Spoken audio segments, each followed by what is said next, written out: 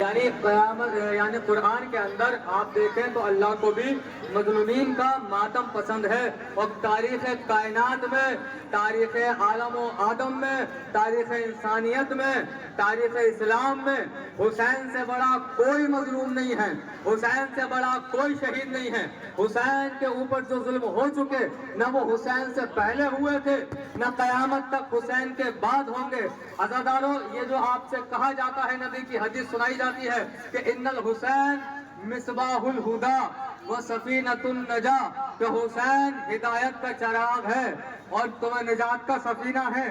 جناب نوح کے زمانے میں ایک طوفان آیا تھا، وہی لوگ بچے تھے جو سفینے میں موجود تھے، یعنی قیامت میں بھی وہی لوگ بچیں گے جو انسانیت اور حسینیت کے سفینے میں موجود ہوں گے، باقی سب کو سب کے جہنم میں بھیج دیے جائیں گے۔ اس کے بعد عزیزو، ایک جملہ اور کہنا چاہتا ہوں کہ جو لوگ جنہوں نے صحیح سے قرآن کی ابھی بسم اللہ بھی نہیں پڑھی ہے، پورے چیلنج اور دعوے کے ساتھ کہہ سکتا ہوں، اگر ان کے سامنے ایک سورہ رکھ دیا جائے یا 5 آیتیں رکھ دی جائے، ڈھنگ سے تفسیر نہیں کر پائیں گے۔ وہ بھی کہتے ہیں کہ امام حسین پہ رونا بدعت ہے، امام حسین پہ رونا بدعت ہے۔ یہ انہوں نے داڑیاں بڑھا لی ہیں، انہوں نے ٹوپی کے سائز بڑھا لیے ہیں، انہوں نے لباس کا طریقہ بدل لیا ہے، مگر انہوں نے اسلام کا الف بھی نہیں سیکھا ہے۔ میں امام حسین کا پیغام دے رہا ہوں، اور میں سوچتا ہوں امام حسین سے ڈروں، دنیا والوں سے نہ ڈروں۔ اکیلا کھڑا ہوں اور بالکل چیلنج کے ساتھ کہہ رہا ہوں کہ جنہوں نے امام حسین کے خلاف فتوے دیے تھے کہ آج مولویوں کو جتنی کمیاں محرم میں نظر آتی ہیں، اگر اتنی کمیاں یزید میں ڈھونڈ لیتے ہیں تو سارے عزادار کہلاتے، سارے حسینی کہلاتے۔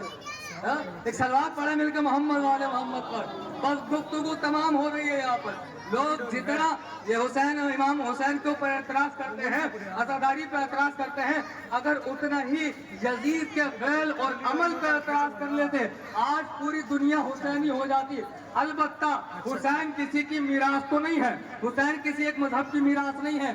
یہاں پر آنے والے بتا رہے ہیں، دیکھیے یہ پہلی بار نہیں آئے ہیں، یہ دوسری بار نہیں آئے ہیں، یہ 5ویں بار نہیں آئے ہیں، مجھ سے بہتر آپ جانتے ہیں یہ سالوں سے آ رہے ہیں۔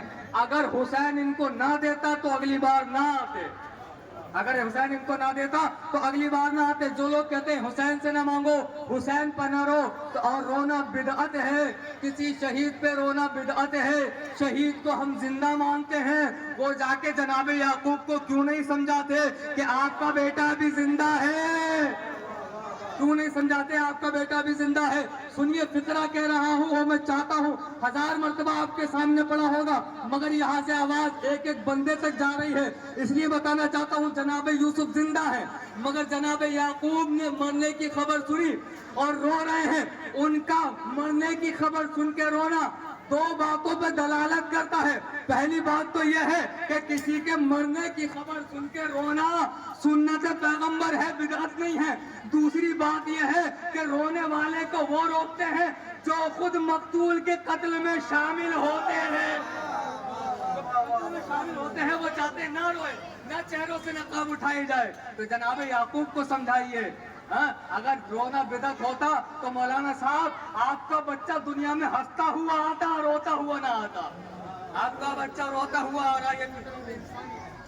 انسان کبھی بھی رونے سے کبھی پیچھے نہیں ہٹ سکتا۔ امام حسین پہ روئیے، امام حسین پہ رونا عبادت ہے، امام حسین پہ رونا فضیلت رکھتا ہے، امام حسین پہ رونا آپ کی نجات کا ضامن بن جائے گا۔ بس ایک جملہ مصائب کا کوئی مصائب نہیں، مگر مقصد سمجھانا ہے نا۔ امام حسین معلوم ہے وہ حسین جو رسول کے کاندھوں پہ سوار ہوتا تھا، یاد ہے نا؟ وہ حسین جو رسول کے کاندھوں پہ سوار ہوتا تھا۔ عصر عاشور عالم یہ تھا۔ اب میں یہاں پر تقریر کر رہا ہوں، تقریر کرتے کرتے مجھے چکر آئے، میں بے ہوش ہونے لگوں۔ ایک بھی حسینی ایسا نہیں ہے جو اپنی جگہ پہ کھڑا رہے گا، سب آگے بڑھیں گے۔ کوئی مجھے ہاتھ پکڑ کے اٹھائے گا، کوئی شانے سے اٹھائے گا، کوئی سینے پہ ہاتھ رکھے گا، اور ہر کوئی کہے گا ایک ذاکر حسین گر رہا ہے سنبھالو۔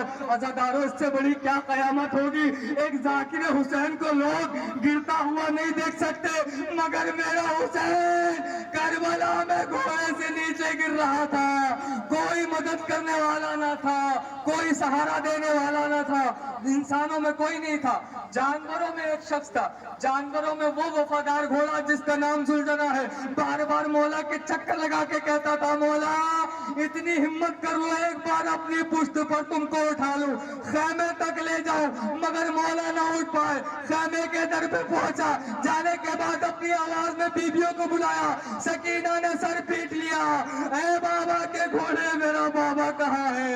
زینب پوچھتی رہی میرا بھیا کہاں ہے؟ سکینہ نے پوچھا میرے بابا کو پانی پلایا یا نہیں پلایا؟ پھر سکینہ نے کہا جس امت نے میرے 6 مہینے کے علی اصغر کو پانی نہ پلایا ہو وہ میرے بابا کو پانی کیا پلائیں گے؟ الا لعنت اللہ علی قوم الظالمین، انا للہ و انا الیہ راجعون۔